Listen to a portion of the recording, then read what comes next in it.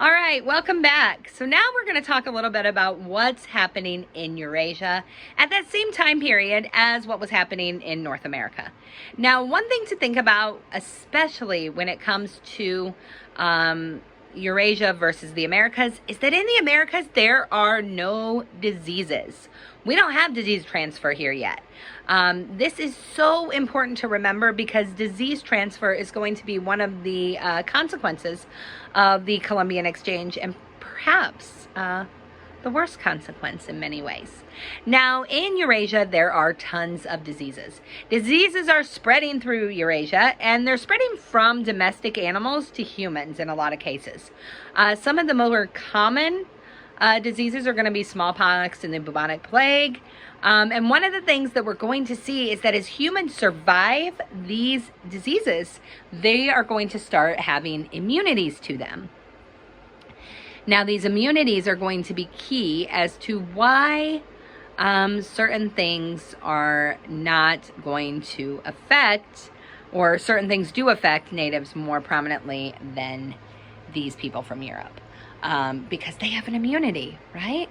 Now, one of the mistakes of the Europeans as they land in the Americas is that they look at the native peoples as savage or as less than. But we can see through some of their complex societies and things like farming practices that this is not the case. For instance, the Incas will use terrace farming. Now, terrace farming is still used today in a lot of cultures and societies globally, but terrace farming is when you, let's say, are on the side of a mountain or steep hills and you dig out basically kind of steps in the ground to be layers where things can be grown or farmed. This type of farming is incredibly popular throughout the Southeast Americas.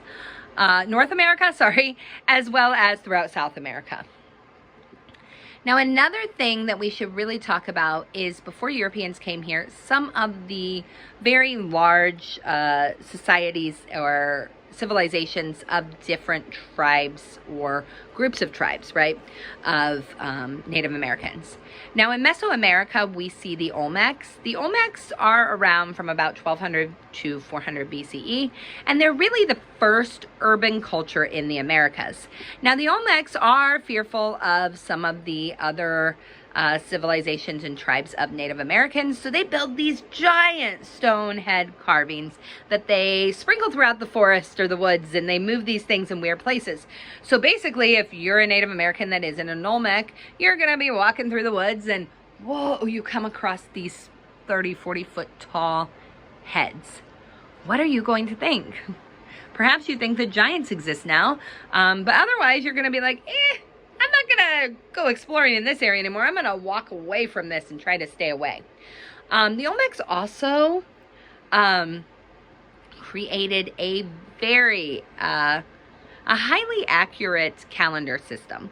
They had two calendars, and their two calendars would align every 52 years.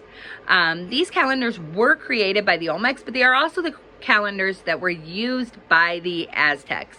Now, one of the things that is often said about Aztec society is that their use of calendars really shows how civilized and how far they had advanced as a civilization. So the Olmecs are going to have two calendars, both a short and a long calendar, and these are done really to show the different times for them to do things in society, things like planting, harvesting, all those things that we often think of when we look at a calendar today. Teotihuacan, I am sorry, my